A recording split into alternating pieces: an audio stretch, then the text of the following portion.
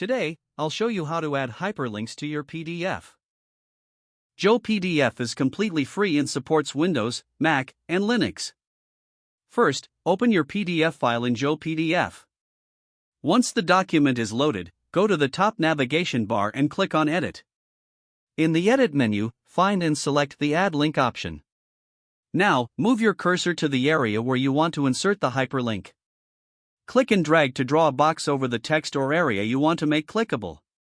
After releasing the mouse, a settings panel will appear. Here, you can choose what action the link should perform. You can link to another page within the PDF by selecting Go to a Page View.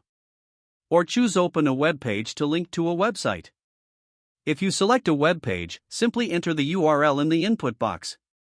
You can also customize the link's appearance, including border visibility, line style, thickness, and color. Once everything is set, click outside the box to apply the link. Now your PDF is interactive and clickable. That's how you add hyperlinks in a PDF using JOPDF, simple and efficient. Thanks for watching. Subscribe for more easy PDF tutorials.